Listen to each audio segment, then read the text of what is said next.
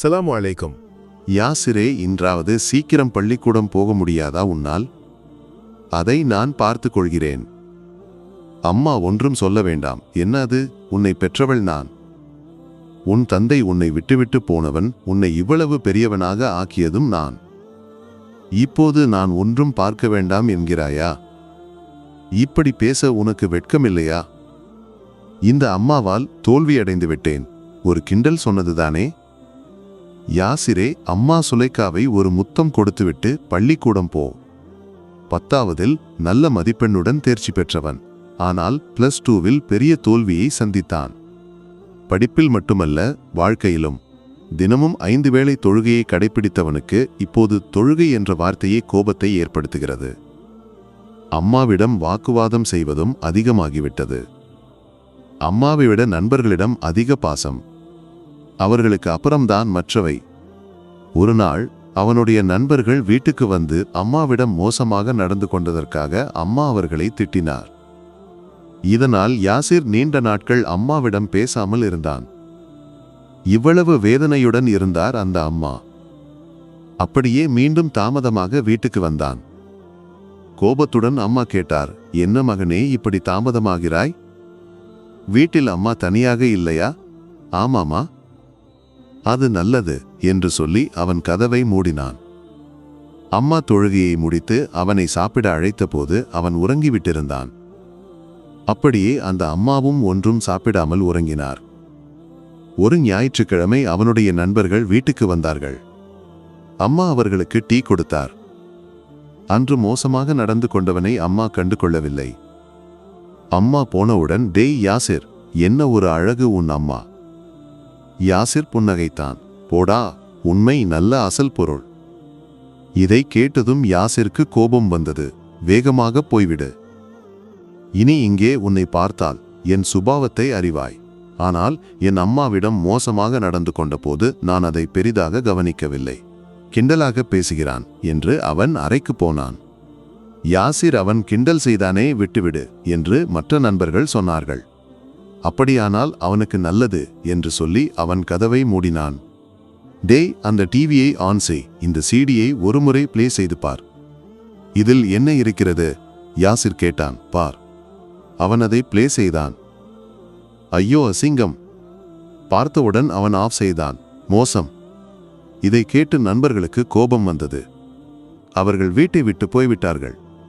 அன்று இரவு அவன் மனதில் அந்த சிடியில் பார்த்த காட்சிகள் மட்டுமே இருந்தன.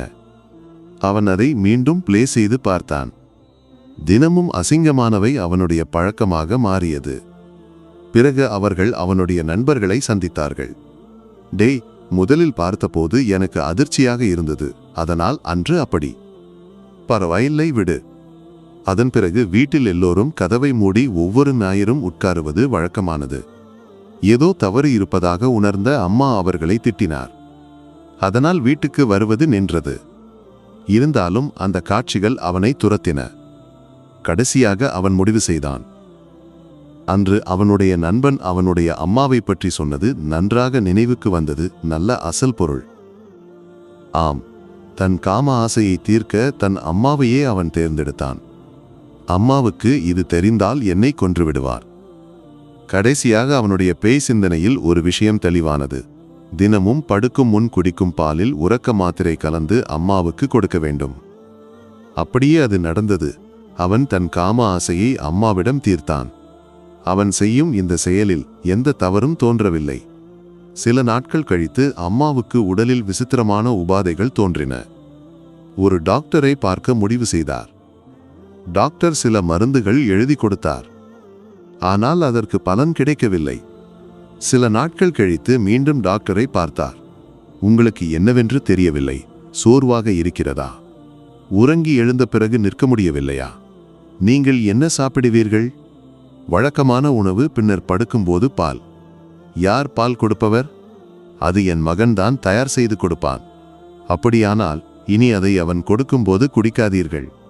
குடிக்காததை அவன் அறியக்கூடாது. ஏதோ தவறு இருப்பதாக உணர்ந்த அம்மா வீட்டுக்கு வந்தார். இரவு ஆனது. அம்மா, பால் அங்கே வைத்திருக்கிறேன், நான் குடித்துக் கொள்கிறேன். அவன் அறைக்கு போனான். அம்மா உடனே பாலை கழித்தார். அவன் நள்ளிரவில் அம்மாவின் கதவை திறந்து உள்ளே நுழைந்தான். அம்மாவுக்கு எல்லாம் தெரிந்திருந்தது. அம்மாவை பலவாறு செய்ய முயன்றான். அம்மா கோபத்துடன் எழுந்து அவன் முகத்தில் அறைந்தார். வெடித்து அழுதார். இதுதானா உன் எண்ணம்? அதற்காகவா இந்த பால்? இனி என் முன் தென்படாதே. மன்னித்து விடு அம்மா. என் தவறான எண்ணம்தான் என்னை இப்படி செய்ய வைத்தது. இப்போது நீ போ. கொல்லும் அளவுக்கு கோபம் இருக்கிறது. நாளை இதற்கு ஒரு தீர்வு காண வேண்டும். அவன் போய் படுத்தான். உறக்கம் வரவில்லை. அம்மாவிடம் மன்னிப்பு கேட்டு நல்லவனாக மாற வேண்டும். அல்லாஹ் எல்லா பொய்களையும் உடைப்பான். அவனுக்கு பயந்து வாழ வேண்டும் என்று யாசிர் மனதில் உறுதி செய்தான். அதிகாலை 4 மணி. அவனுக்கு உறக்கம் வரவில்லை. அவன் அம்மாவிடம் மன்னிப்பு கேட்க அம்மாவின் அறைக்கு போனான்.